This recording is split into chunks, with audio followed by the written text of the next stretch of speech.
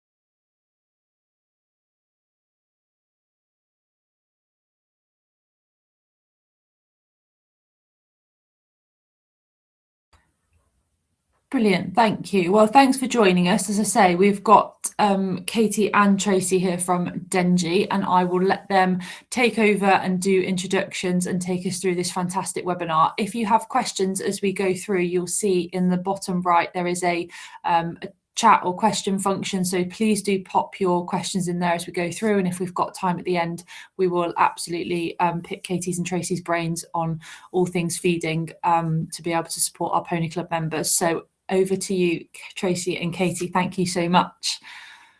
Lovely, thank you. And thank you, Rose, and thank you everybody for joining us this evening. I know it's a lovely evening outside, so we're grateful you've taken the time to join us. So my name's Katie and I'm joined by Tracy, and we are both nutritionists at Dengie. And tonight we're going to be talking about feeding and managing the good doer. So in tonight's session, we'll be looking at how to identify obesity, how to identify whether your horse is overweight or underweight. We'll be looking at dietary measures to encourage weight loss and to help maintain a healthy body weight. And to do this, we'll look at all aspects of the diet, so not just the bucket feed, but also the contribution of the grazing and the forage as well. But before we really get started, we wanted to see what your thoughts and experiences are. So what do you think are the greatest challenges when managing an overweight horse or pony? And do pop your thoughts and comments in the chat box, and we'll have a look and see what everybody thinks.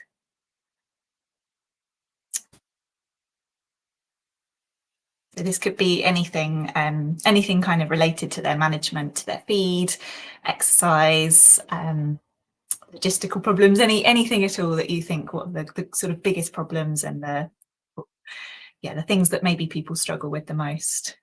Oh, we've got some answers coming in already. Laminitis risk, definitely. It's very sort of definite part that sort of comes into the overall management. Other people's opinions, we've got some people talking about. So yeah, definitely, if you're restricting forage, I think there's still a lot more education that we can help with and help educate people and sort of look at what actually is necessary and sort of measures that we do have to take when we're managing these horses. Keeping access to grass and herd life, yeah, definitely, it's all about the balance, isn't it? Other people feeding treats, yeah, that can be a challenge. I think when you're on a busy yard, or if you're if your fields are near public footpaths, that can be a real struggle for a lot of people as well. Yeah, everyone wanting to feed bucket feeds, and that's their way of showing love to their horses, definitely. Yeah, more comments about livery yards and sort of views and opinions. Getting enough food, exactly. So we want to be making sure we're meeting their needs, but not too much. Lush grass as well. So yeah, really good good comments from everybody, and we'll certainly address and look at some of these options as we go through the session this evening. So before we really move on to the way that we would manage our horses weight or who are good doers, the first thing we need to do is recognise that they're overweight and recognise that something maybe needs to change in their management to help get them to a healthier weight. So one of the ways that we can do this is by using something called fat scoring. This is also known as body condition scoring.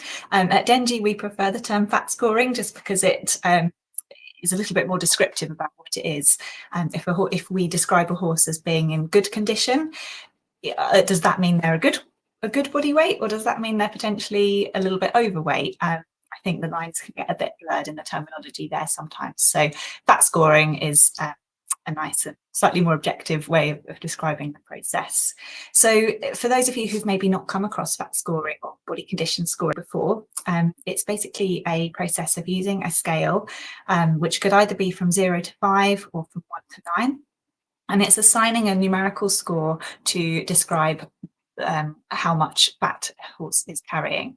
So at Dengie, we use the 0 to 5 scale. So a score of 0, as you can see in the table on the left there, would be a horse who was emaciated, very, very thin, all the way through to a score of 5 to describe a horse who was obese, very overweight. And I apologise, the text is a little bit small, a little bit blurry there. To sort of with the descriptions there and things that we'd be looking for each score, but a full copy of this is available on the Dengie website if you're interested. It doesn't matter which score you use, if you use a 0 to 5 or a 1 to 9 scale, as long as you're consistent with the score that you're using. Now, when you're looking at a horse's fat score, it's really important to get hands-on. And sometimes we get people send us photos and ask us to fat score from the photo. And whilst we can make a sort of start with it, and there are some things we can see from the photo, it is important to get hands-on and to really have a good feel, because if you run your hand over a horse's ribs, for example, we want to be able to feel them, but not to be able to see them. And sometimes that can be something that's difficult to do just from a photo alone. Now, some people can find body condition scoring a little bit complicated, but really it's just useful as a guide. It's a starting point. What we really want to know is whether you're underweight or overweight. And you can use the descriptions in the fat scoring to help you with that. And we'd also suggest using weigh bridges and weigh tapes alongside where possible. This is a really useful tool when it comes to monitoring weight loss or weight gain, because you can see whether that number on the scale or on the tape is going up or down. Now, I know I've just said that we need to get hands-on when we're fat scoring, but we do have a little quick quiz for you all. With which of these horses, so A, B, C, or D, would you suggest from those photos is a healthy body weight? So just hopefully that's now come up on your screen, so you should be able to select A, B, C, or D.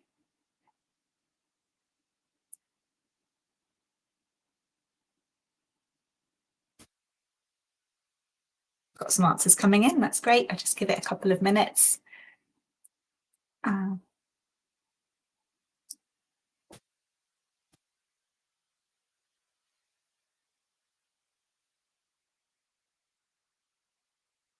Just give it a few more seconds. I think we're nearly there with everybody.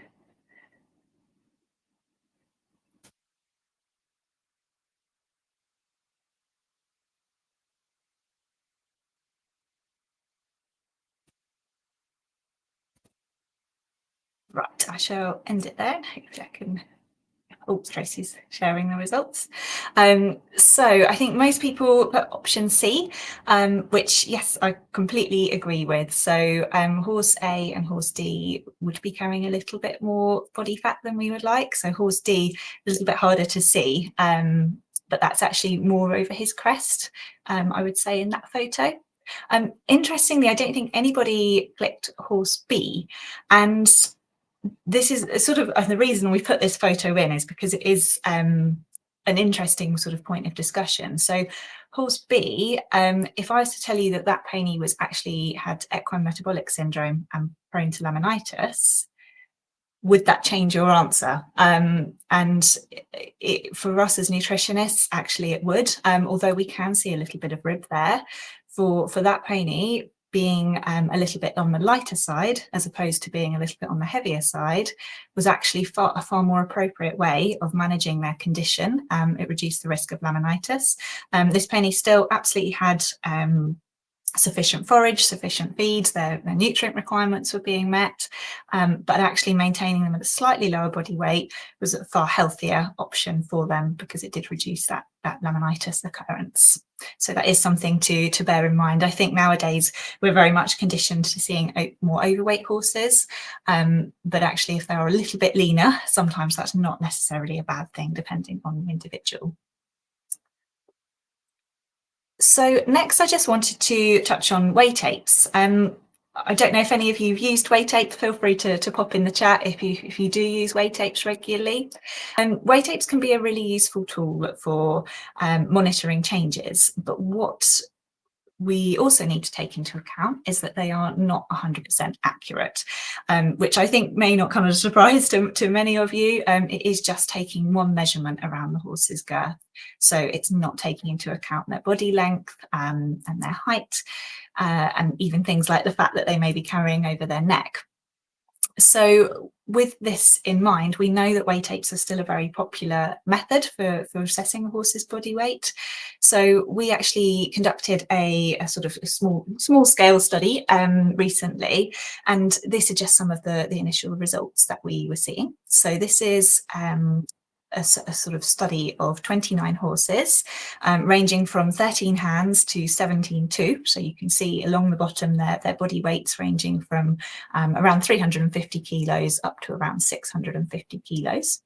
And they were all weighed on the weighbridge, and then they all had their measurements taken at the same time with 3 separate whey tapes, so 3 different brands of whey tape. Now, these were all then plotted on the graph. So each one of those little coloured circles represents one horse's measurement.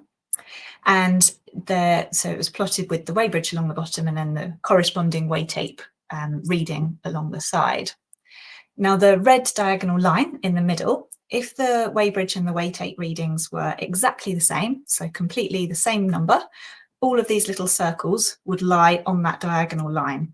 But we can see that really not that many of them do. So there were a few that were accurate, but actually as the horses got bigger, I'm not sure if you can see my pointer on the screen here, but as the horses got bigger or heavier, this gap between the 100% red line became bigger, and particularly for these bigger horses right at the far end.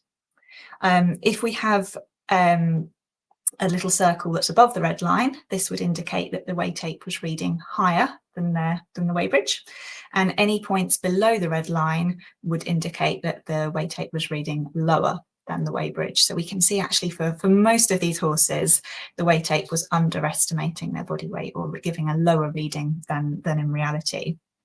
So in this red circle here, this is just an example horse. So these 3 little circles were all from the same horse, and then their 3 different whey tape readings. So this horse, as we can see, was about 580 kilograms on the weighbridge, but was closer to 550 kilograms on the whey tape. So that's the difference of around 30 kilograms, give or take. So a reasonable difference, but not massive. Whereas in contrast, if we look at in this purple circle, this was the biggest difference between the tape and the bridge. This was actually a 17.2 Dutch warm blood mare. She had a body condition score of 3, so she was a healthy body weight. But she was actually 138 kilograms less on one of the tapes compared to the weighbridge, so a difference of around 20%. So even the closest reading with the 3 different tapes was about still 100 kilograms out. So it was a big difference. So if we think about for this mare, if her owner was using a whey tape to work out her forage or her feeding amounts, or even for medication amounts, if she was sort of in conjunction with her vet, they would be significantly out there. So it just goes to show, if you do have the opportunity to have your horse weighed on a weigh bridge, do take a measure with your tape at the same time so you can see how they compare, just so you know for future reference, and then you can see how the weigh tape is changing to know whether they're gaining or losing weight. And we have, of course, got here 3 different tapes as well, so you can see how the levels also differed between different tapes. So it's really important to use the same tape each time you measure as well. So how often should we be doing it? Well, on the whole, I think every 2 weeks is a sensible period to weigh tape. You probably won't see too much difference in a shorter period than that. And every month to body fat score. Again, you probably won't see much of a difference if you're fat scoring at sort of shorter intervals than that. As I mentioned, using a weigh bridge when available, so you can see what the difference is for your weigh tape. And it's also really useful to take photos so that you can refer back as well. And there are different ways of measuring or monitoring. So for those of you who are confident using Excel, it's quite easy to pop the figures in and create a little graph to show how the horse is sort of losing or gaining weight. But there are also apps available which can help you to plot this as well. So now I'm going to hand over to Tracy, who's just going to get us started on some tips for practical weight management. I am indeed. Thank you, Katie. So either you've done your body fat scoring, or somebody like your vet has been along and assessed your horse or pony and said, right, we need to take some action and some weight loss is required. You know, as per all of your comments in the chat, which were absolutely fantastic, this can be a really kind of daunting process, and so many people can have different opinions on how we should kind of approach this and what's best to do. So hopefully over the next few slides I can give you a little bit of practical advice on that as well. So firstly, again, just in the chat, who kind of agrees with this statement on here, that my horse or pony lives off of fresh air?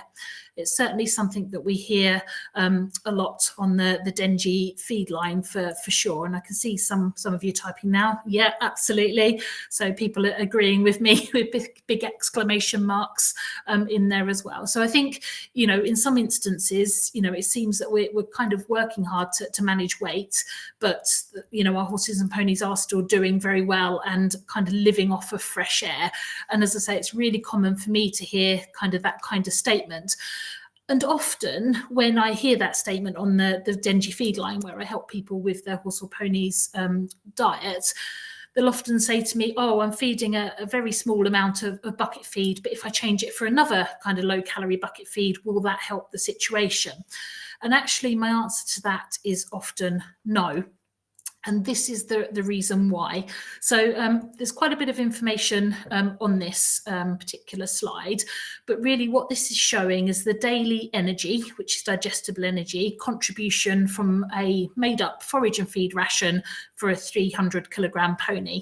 So I had this pony at 12 hours of summer grazing with hay overnight, and then a little token bucket feed of some Dengie Hi-Fi Light, which is quite low calorie.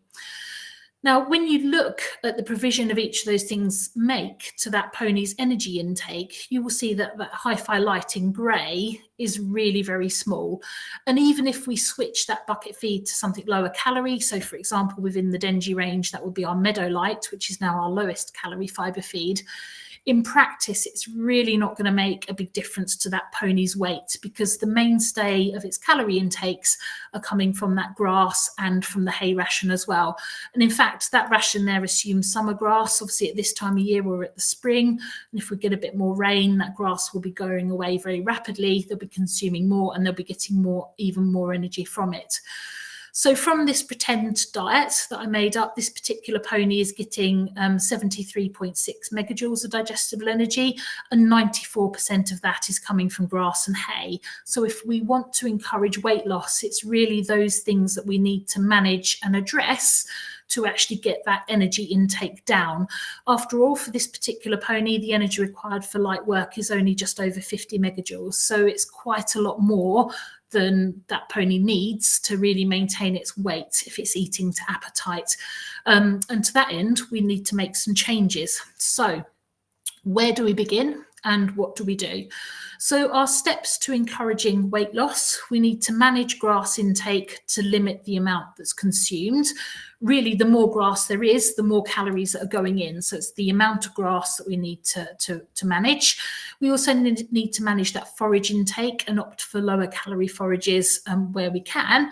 And we need to do all of this whilst maintaining nutrient provision in the bucket feed as well, because these horses and ponies still have a requirement for a balanced diet, which some of you I saw were concerned about in the chat comments as well.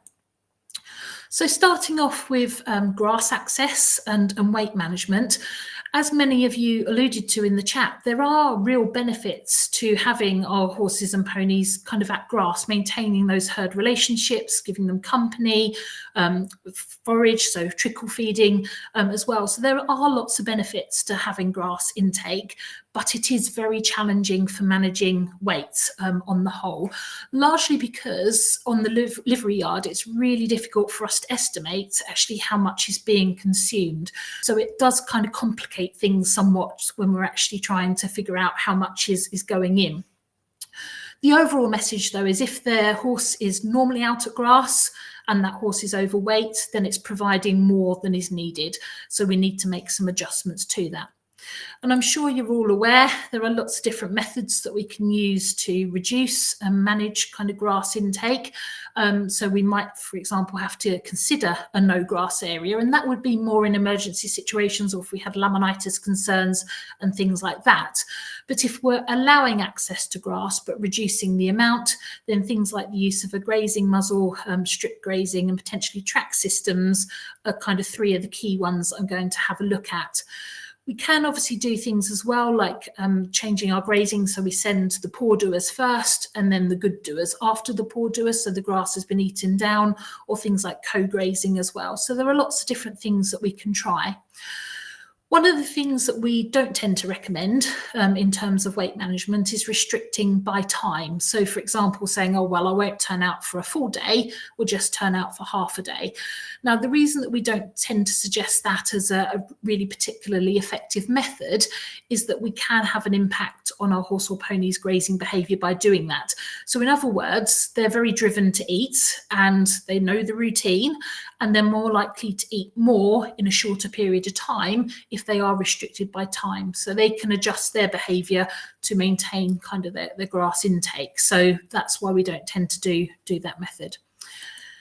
Just having a little look at the practicalities of some of the other options. We've got things like grazing muzzles. Now, these aren't everybody's cup of tea, and they certainly, not all horses and ponies will get on with them by any means. But the advantage of them is they do restrict but allow access to grass. And if you're at a livery yard where you have absolutely no control or say in what you can do with your grazing, then for some people these do offer a really practical option that, if they are introduced with care and consideration, can be a very useful tool. If you haven't already seen it, I would recommend looking at the National Equine Welfare Council's website for guidance on muzzle use. There's some really handy videos and text on there about fitting muzzles and introducing them to make sure that your horse or pony is comfortable with them. So that's well worth a watch. Now, they are restrictive in the amount of grass that they allow access to, and researchers found they restrict grass access by about 75 to 88%. The photo of that pony there is actually my pony. She's no longer with me, sadly, but she was a very good doer. She was very laminitis prone. She had EMS and PPID, and I was at a yard with the most abundant grass in the world, I'm fairly certain. So for some time, I was able to maintain her grass access with a grazing muzzle, but unfortunately, even over a period of time, I think because she was so efficient with the muzzle, I had to remove her from grass in the end, and she went onto a no grass area instead. But that carpet of grass there was only the tip of the iceberg in terms of how much grass was available. So it was a very useful tool. In terms of using muzzles, most of the recommendations are to use the muzzles through the grazing period for a maximum of 10 to 12 hours, and then to remove your horse and pony from grazing. We want time without the muzzle and away from grass to allow them to perform some natural behaviours like grooming, for example, but also to potentially have access to other forage. So we do want to remove them after that period of time. Things to be aware of if you want to try a grazing muzzle, as I say, introduce them with care and look at that website for details. Make sure that the horse or pony knows they can both eat and drink and are comfortable doing so with them on. But the other thing that we need to monitor is the length of grass in the paddock. So one of the challenges I had is that the grass would go from being very, very long to potentially very short in kind of drought conditions. And then obviously you can't utilise the muzzle if the grass isn't long enough to poke through the hole. So there are still many factors that we need to consider if we're going to use a grazing muzzle. Other methods of grass restriction are strip grazing. And again, research has found that it is an effective tool for weight management if it's well implemented. The only thing I'd say about this is the kind of research itself perhaps wasn't as practically applicable to us as horse owners, because everything was very much measured. So for this particular study, horses either had 28 days worth of access to one big paddock, or then were strip grazed with one front fence or one front fence and one back fence across 28 days. Those that were strip grazed didn't gain as much weight as those that had access to all the days worth of grass at once. Now, again, in the yard situation, it's very hard to estimate how much grass is out there, and therefore how big should the strip be? And that's one of the questions that is really challenging for us to answer, because obviously it depends on the size of your field and many other factors like how much grass is on there. So really, if you're starting with a strip system and you haven't used one before, it's obviously just less than your horse is or pony is currently on. So we're reducing that size down. If you are using kind of individual turnout without other horses in there, then counting your horse or pony's droppings can be a useful way to know if you've kind of restricted the grazing. If you're getting less droppings, then there's less kind of going in. One of the other really common questions is how frequently should I move the fence? What I tend to say about this one is really one of the things that we need to consider is if you're moving the fence infrequently and moving it quite a big distance, then potentially that's going to be quite a big diet change for your horse and pony. So I would rather recommend that you move the fence a small amount, perhaps every day, every other day, so that they're not getting such a big change in diet, because that's another thing that we want to take into consideration. Going on to track systems, I think there's different kind of variations out there as to what a track system may be. I think in its original intent, it would have been kind of a grass-free track, in which case we're going to be supplementing with conserved forage to maintain our forage intake. Some people do try to set up tracks on grass-based systems. Again, it's still something that can very much be done. And in essence, we're then turning into a bit of strip grazing, but with a bit more distance. But you might just need to consider the size of your track, because if you're going around the edge of a very large field, for example, then potentially there's still going to be a very large amount of grass for your horse or pony to eat. And under all of these circumstances, I think, continuing with your measuring and your monitoring to see what effect the method of restriction is having on your horse. If they're still not losing weight, then potentially there's still too much going in, and we might need to be a little bit more restrictive in the amount that they have when it comes to grazing, which is often the biggest source of calories in these diets. So if you are restricting grass intake and you're having to rely more on conserved forage, what do we need to consider with that? Well, first of all, this is one of the things that I kind of come across as a bit of a myth, if you like. I sometimes see it on social media, and it's one of the things that tends to make me roll my eyeballs a little bit, because it makes me despair. I do see some comments from people saying, oh, well, if you remove them from grass and give them free access to conserved forage, they'll lose weight because they will self-regulate. I have yet to come across any horse or pony or human, including myself, that self-regulates. I wish that really was the case, because it would be so much easier if they self-regulated.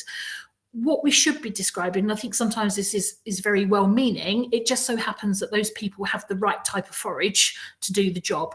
What we really need to be thinking about is, well, if we remove or manage the grass intake, then when it comes to our conserve forage, we want to feed a less digestible, lower calorie forage, and then hopefully we can get closer to feeding to appetite whilst promoting a healthy weight. So we need to think of it that way round instead.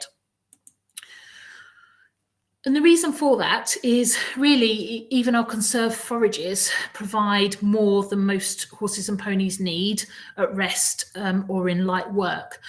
And just to try and kind of show you that again a little bit more, if we assume that the daily dry matter intake is 2.5% of the body weight, for a 500 kilogram horse eating 2 appetites, then the forage that it's eating, for if it's at maintenance, needs to supply 5.6 megajoules of digestible energy, not to exceed its energy requirements.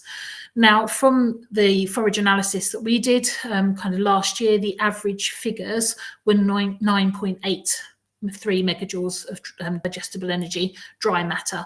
So it supplies 1.8 times more energy than required at maintenance. This is why we have a problem kind of with weights, because our forages are really on the whole just too good for kind of what our horses need. So we need to reduce the calories coming from the forage, conserved forage as well. So how do we do that? Well, first of all, if you have got a constant supply of forage, it can be really useful to get it tested. So for example, the Dengie forage analysis service, we have an NIR analysis that gives you an estimate of the digestible energy, and that costs $26.94. So it's reasonably affordable if you have a constant supply. Now, what that will give you is a figure of what you're dealing with. So you'll get some kind of estimate as to whether you can expect to feed your hay as it is, whether you may need to switch out for something a bit lower calorie, or you may need to, restrict to some degree the amount given while still providing enough forage for your horse. The other thing that we're going to do is going to try and select less digestible forage sources. So for example, if we can utilise a late cut hay rather than a haylage, which tends to be cut when the grass is less mature and therefore more digestible, then we may have a better chance of managing weight to some degree. Another thing that some people find very useful for weight management is if you have little choice over your hay or a variable supply, then soaking it can be a way to reduce the calorie level. And if that's still not successful, then mixing straw through the hay ration can lower the calorie intake even more. With all of these things considered, we want to regularly weigh our forage. In one of the previous webinars that we've done with the Pony Club and kind of outside, a lot of people admit that they don't weigh their forage, so don't really know how much is being kind of consumed. So that's one of the changes that we would suggest making. And then we want to maintain intake at 1.5% of body weight on a dry matter basis or above, ideally.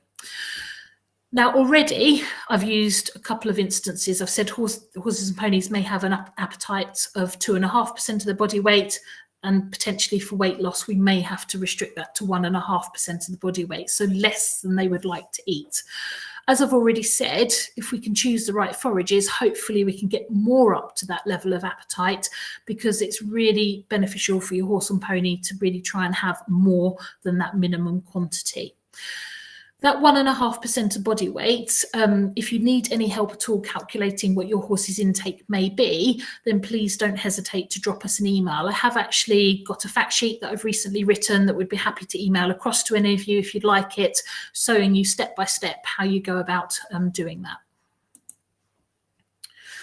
So just with regards to soaking forage, you'll hear lots of different information about that online as well. When it comes to soaking forage, it leaches or reduces the water-soluble carbohydrates, which is abbreviated there to WSC content, and therefore it reduces the digestible energy or calorie level that bit more as well. Now, soaking does result in highly variable losses of water-soluble carbohydrates, and it does very much depend on the soaking time, the water temperature, and the volume of water. And the general rule of thumb is that the longer the soaking time, the higher the water temperature and the bigger the volume of water, then the greater the losses that you will get. If you are soaking for long periods of time, though, we do get losses of that dry matter. So we increase the minimum quantity from 1.5 to 1.8% of your horse's or pony's body weight instead.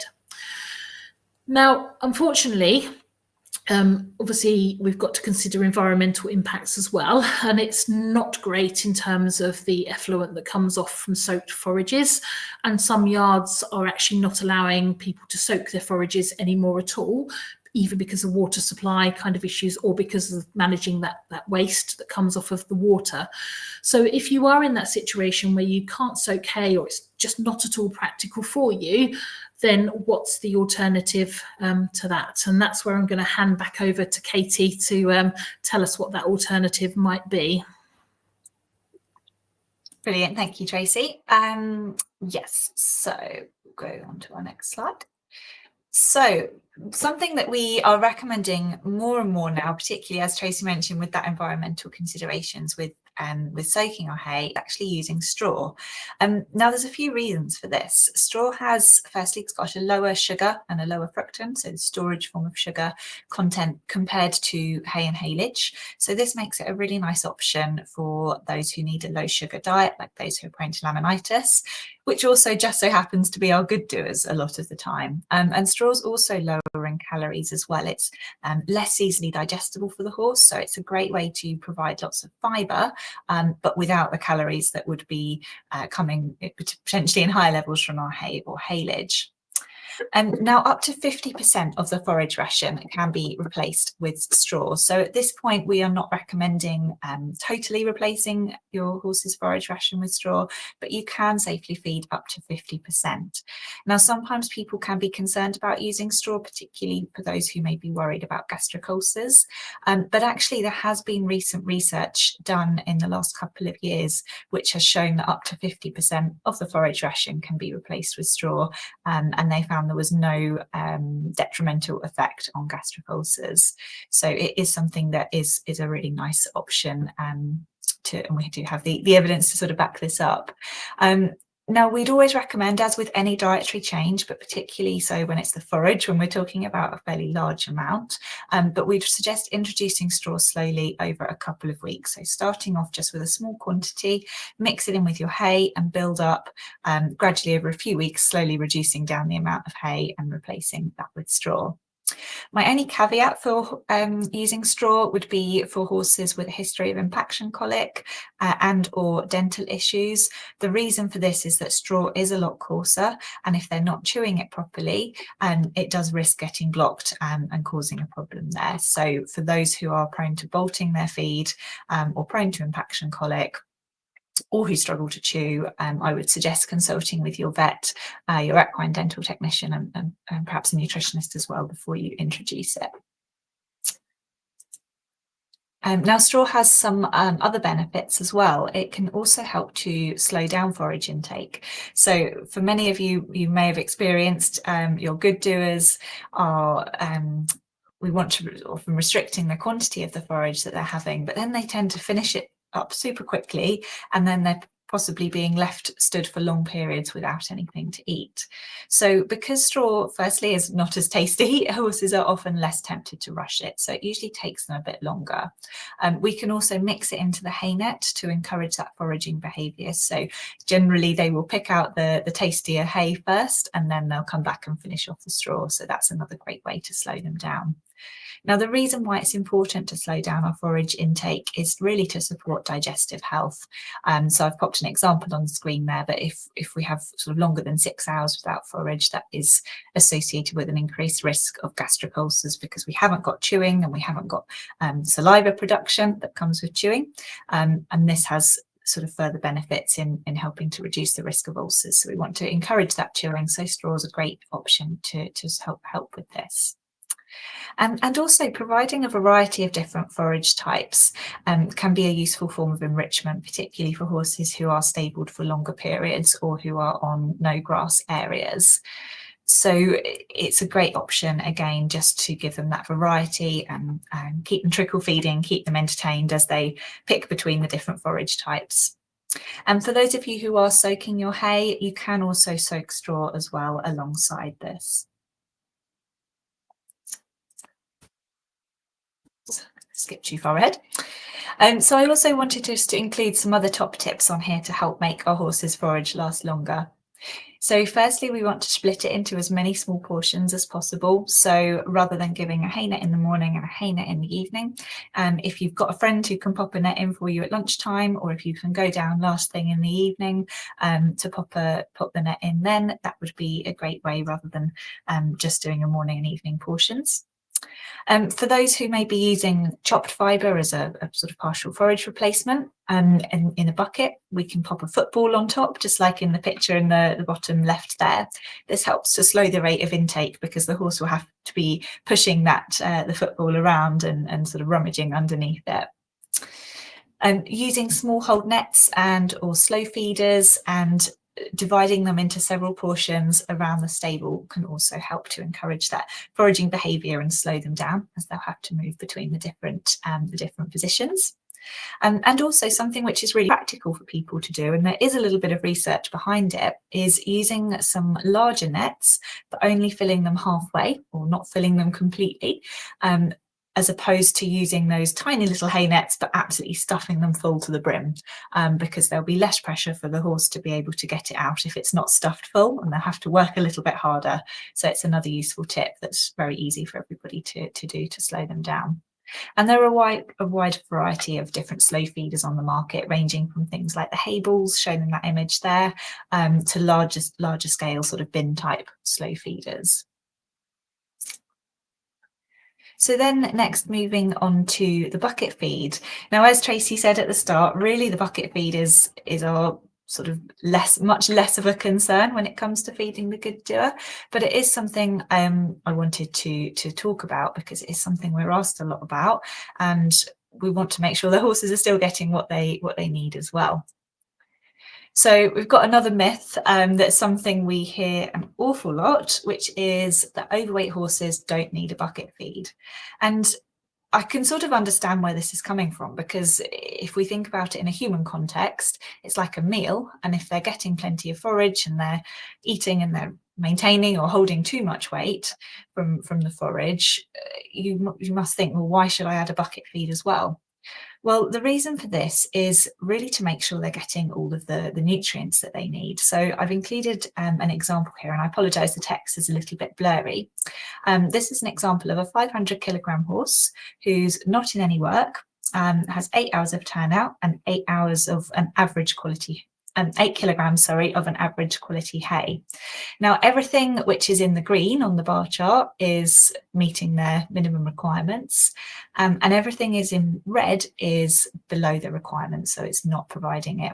And it's not surprising, really, in particular things like our copper, zinc, and our selenium and our vitamin E, which are less than the sort of recommended amount. And so it's a balance of nutrients, but particularly those nutrients which we need to be providing in addition to help ensure their requirements are met. Now, bear in mind, this is an example of a horse who's not in any work at all, so their requirements will be slightly lower. If you've got a pony who's in full work, going to pony club camp, doing lots of rallies and lots of sort of getting out and about in fairly decent amount of work, their requirements will be higher for certain vitamins and minerals, and so it becomes even more important to ensure that these nutrients are being supplied within the bucket. So what do they need? Really, as I mentioned, we need to be providing a balanced diet. I think it can be quite tempting sometimes for people to feed a token feed, so a handful of a mix or a cube or a chopped fibre. And often these horses and ponies are fed in that way just simply for convenience, because other horses on the yard might be being fed and we just want to give them some things to keep them occupied while the other horses are eating. But there's other ways that we can do this and to make sure they are getting a balanced diet. Handfuls of mixes or cubes unfortunately won't be quite cutting it. The reason being is that these types of feeds need to typically be fed in much higher levels to supply all of their needs. So using things like a balancer or a vitamin and mineral supplement are a good alternative, and I'll come on to those in a little bit more detail in a moment. We also want something which is low in calories, of course, low in sugar and starch. I think that's a good principle to stick to for the overweight horse or pony, indeed for all horses and ponies, but particularly for those who are prone to problems such as laminitis. And we want a healthy level of fibre as well to support their gut health. So balancers, many of you may have come across a balancer before, but for those of you who haven't, when we're talking about balancers, typically we'll be referring to the pelleted options. Now you can get different forms of balancer, but on the whole, pelleted are the most common. And what these do is they'll provide a really nutrient-dense supply of vitamins, minerals, and quality protein. They're generally fed at fairly small levels, so usually around 100 grams per 100 kilos of body weight. So 500 grams a day for a 500 kilo horse. That's about 2 coffee mugs. A smaller pony may only need 1 coffee mug a day, so it's pretty low levels. And this means they're really useful for good doers, because that 1 coffee mug or 2 coffee mugs a day is not going to be providing very much at all in the way of calories or energy, sugar or starch. It is important to feed these at the recommended daily amount. I think sometimes people can think, well, my horse is overweight, so I better not feed the full amount, I'll feed half the level. But actually what this is just going to mean is that they won't be then getting the nutrients at the correct level. So we're still not going to be meeting their requirements. If you are using a fortified feed like a mix or a cube, you can use a balancer to top dress this and just top up if you're not quite feeding the full amount of a mix or cube. And they can also be fed alongside a chopped fibre to promote chew time and keep them chewing and eating for a little bit longer. And then we have our vitamin and mineral supplements. So these would usually be in a powdered form. And these will provide vitamins and minerals in a very, very low calorie format. So the calories will be negligible in a powdered supplement. The difference here is that the protein levels will usually be lower.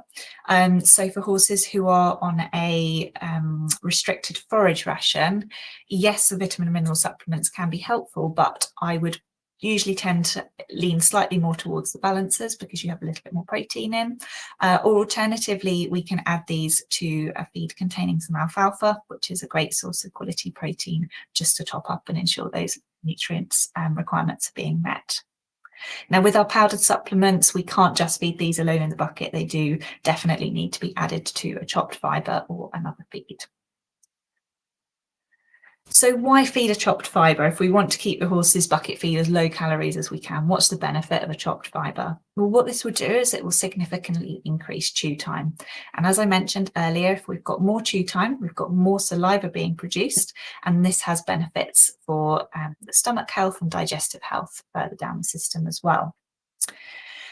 There's also some evidence to suggest that if we can increase chew time and allow our horses to take longer to consume feeds such as balancers, that this can reduce the insulin response to a feed. So for those of you who've got horses who are prone to laminitis or with equine metabolic syndrome, we want to be doing everything we can to reduce that insulin response to their feed. So adding some chopped fibre to help slow them down can be a great option here. And also, if we think about the quantities as well, it can look off-putting, I think, and it can feel like you're doing the wrong thing to feed a big scoop of chopped fibre. But actually, even if we were to look at what's often fed, so something like half a stub scoop of pony nuts, that's actually going to provide about the same calorie content of 6 full stub scoops of a straw-based chopped fibre. And certainly I think most of us probably aren't feeding 6 stub scoops of a chopped fibre, but probably wouldn't bat an eyelid at feeding half a stub scoop of pony nuts. So if we're feeding just 1 or 2 stub scoops of a chopped fibre, that's going to be really far lower in calories than something like pony cubes. And it's also going to keep our horses chewing and occupied for much longer. So really our take homes from this is that we want to be dividing the daily balancer or supplement ration into 2 feeds, and adding a scoop of a low calorie chopped fibre is a great way to slow that rate of intake. So I will just mention here some suitable options that we do have in the Dengie range. We have quite a lot of different chopped fibres, but these 4 are our lowest calorie ones.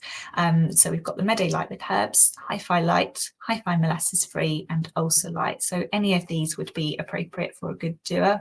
As Tracy mentioned earlier, the Meadow Light with herbs is the lowest calorie feed that we have.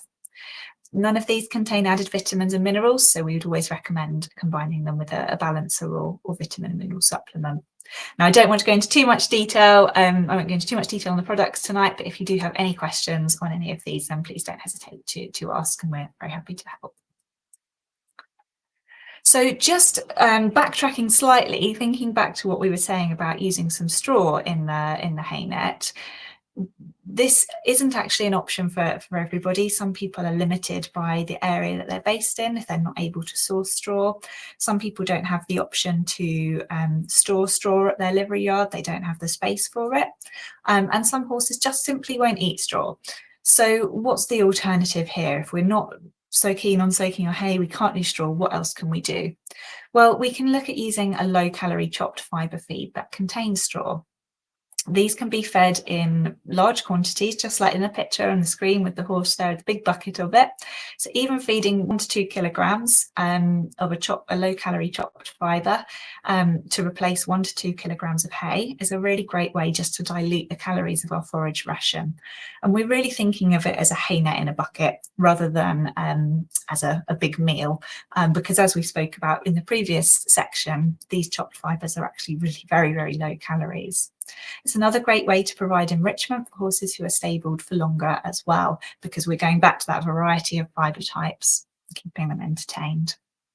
And from the Dengie range, the Meadow Light with Herbs is the one I typically recommend for that. It's a stub scoop is only 250 grams, so your horse will feel like they're getting a lovely big bucket, but actually it's very, very low calories.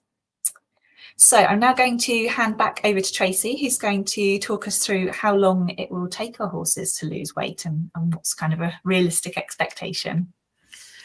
Yeah, so this is another really common kind of question that we get. And really what I would say to this is it takes a very long time for weight loss to happen, but it's not a process that we start and then finishes. Kind of all the changes that Katie and I have discussed this evening will unfortunately be a lifetime of changes in order to keep the horse or pony at a healthy weight. But just we all like to see progress, and we obviously want to monitor and measure progress as well. And we want to make sure that the weight loss is also safe. And it has been suggested that a weight loss of 0.5 to 1% of body weight per week is realistic and safe to do. So using those types of figures, if we've got a 500 kilogram horse and we've got 100 kilograms to lose, for example, then based on those figures, we can expect it to take about 11.5 months or almost a year to really get down to that weight that we're trying to achieve. And that's another thing to actually point out when we are utilising the weigh bridge and doing the fat scoring. Some people say to us, well, what weight should my horse be? That's, again, it's something else that's very difficult for us to say, because we aren't looking at a number on a scale. So it's very much that fat scoring and that level of fat cover that we're worried about. And it's not always easy to see what that loss kind of might actually be. When we are fat scoring, that's the thing that it tends to take a bit longer for us to notice a difference in. So don't be disheartened by that. There are obviously occasions where we see horses that we would perhaps score as above a 5 on the scale because they are very overweight. And therefore it can take a really long time before we're bringing them back down to that kind of 4 and then 3 kind of after that period of time. And roughly it takes about 20 to 30 kilograms for a 0.5 point change in fat score. And just to show you kind of what this might look like in practice, I'd like to introduce you to Chewy and his owner Rebecca. I know them both really well because they were at the yard where I kept my horse and pony, so they had the advantage of a Dengie nutritionist and her weigh bridge on tap. So I've got lots of data for Chewy. So I first met them back in 2010 when unfortunately Chewy was having recurring incidents of laminitis at that time. And he was then diagnosed with equine metabolic syndrome and latterly PPID. As I say, I have known him for a long time, and this year he was actually 38 years old. And since that incidence of laminitis last incidence back in 2011, with Rebecca's changes and everything that she's done, he has not subsequently had any further incidents of laminitis. So she did a really good job of managing him and his weight. So just to show you what he looked like before and then what he looked like when he was down at a healthier weight for him. So he lost 68 kilograms or 10 stone 9 pounds in human terms.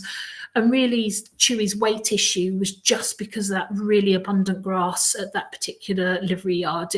There was just an awful lot of it that needed to be managed.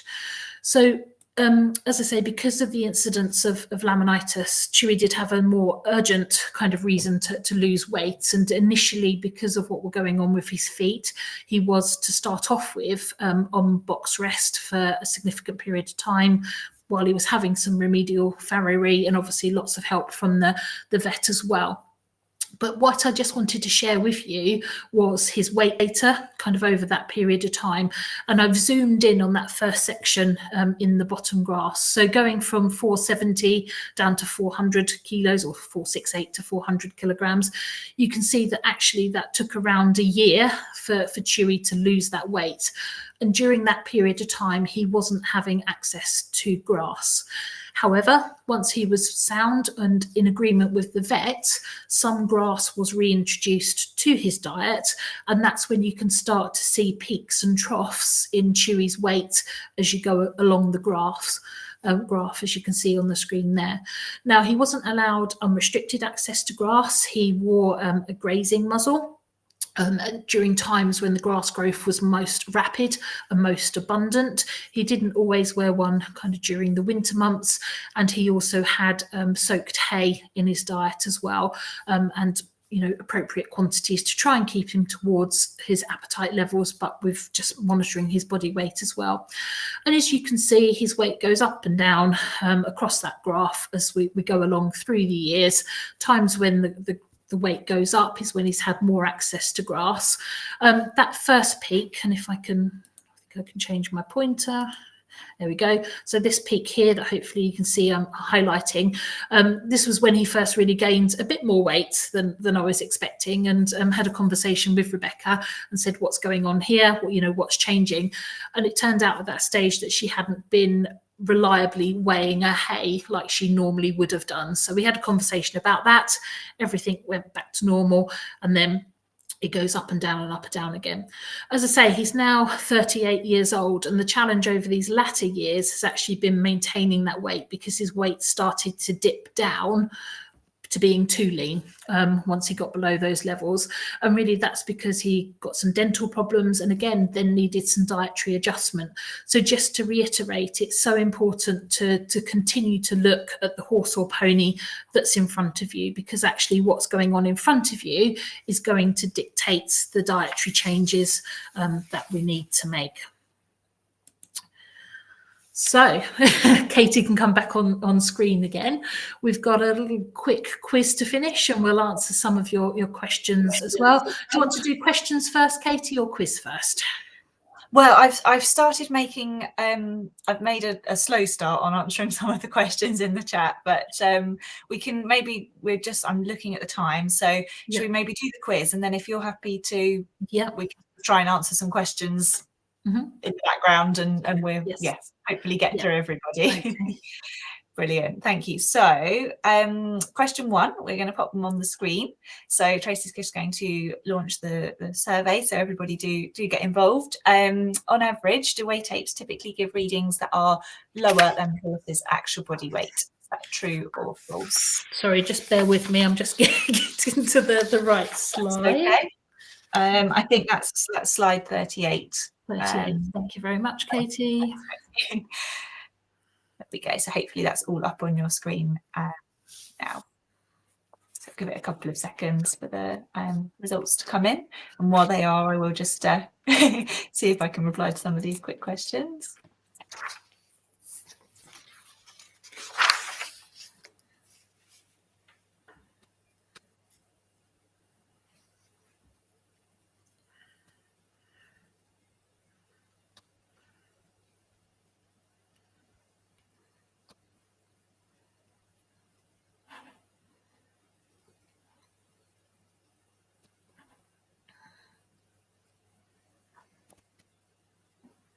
So I think we've had quite a lot of votes come in. So there's a few more people. we go. So I think we'll end voting there. So hopefully you can all see that. So most people went for true, and that's correct. So yes, weight apes generally underestimate or give a lower reading than the horse's actual body weight, although that does depend. So not always the case for little ponies. Thanks, Tracy. So our next question is, how often should you weight ape your horse? So every 2 weeks, every 5 weeks, every 3 months, or every 6 months?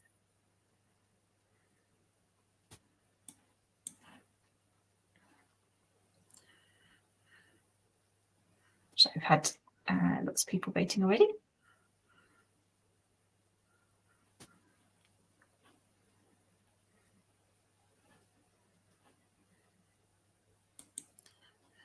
Seconds.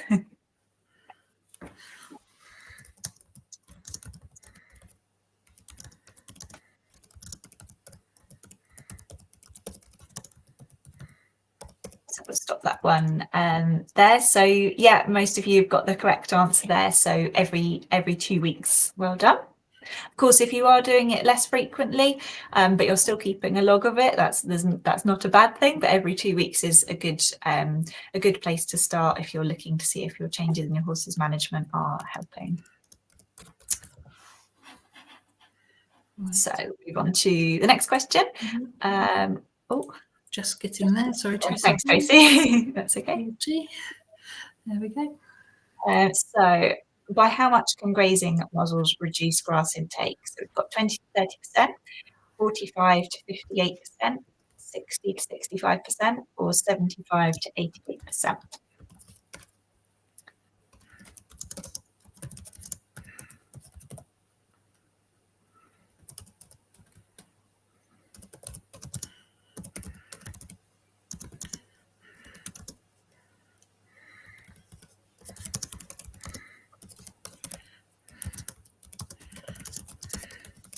I think I'll stop that one there. So a few sort of mixed answers, but I think most of you have gone for 75 to 88%, and yes, that is correct. So well done.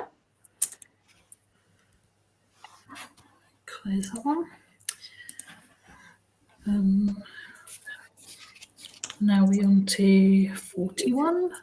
41, yeah. So last question. So what is the maximum proportion of the forage ration that should be fed as straw? So we've got 20, 40, 50 or 60%. Oh, some people are right in there. Right, straight in. Brilliant.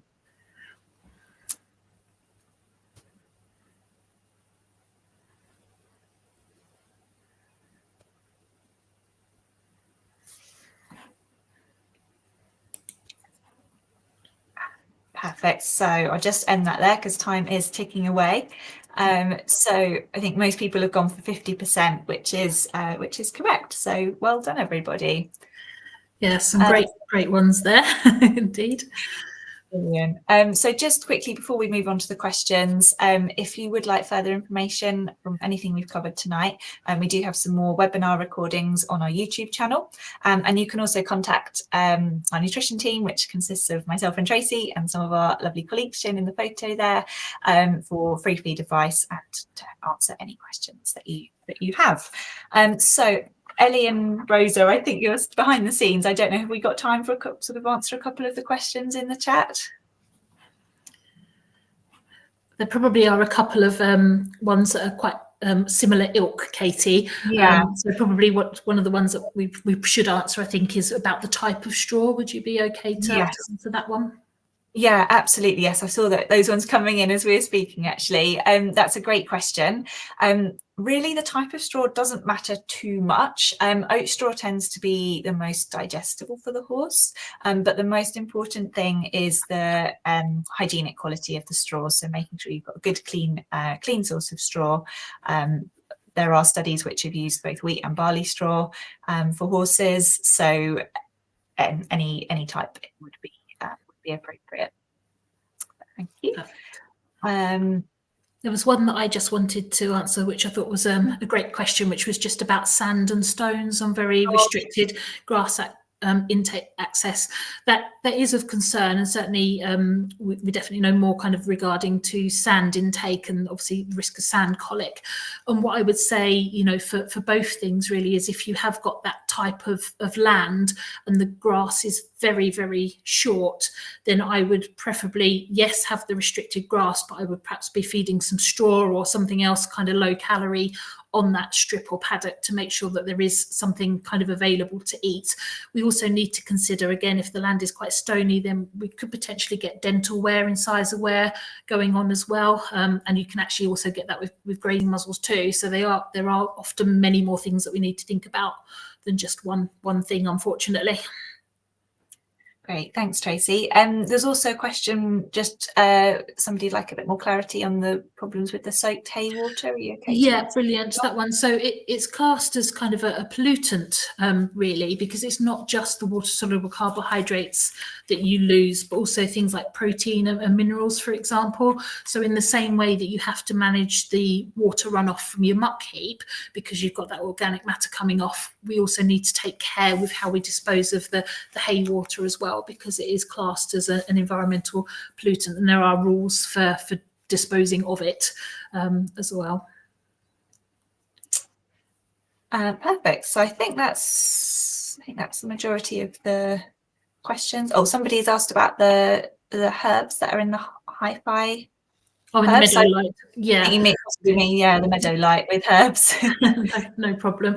So the reason that we add herbs in various forms across our products is purely for palatability and tastiness. So they are in there just for that. So really to give some extra taste. If we're taking things like sugar away, then we might want to add some extra things to help encourage your horse to eat. And again, especially if you're changing from a sweeter diet to one that's less sweet, then it may take a little bit more encouragement to get your horse to eat.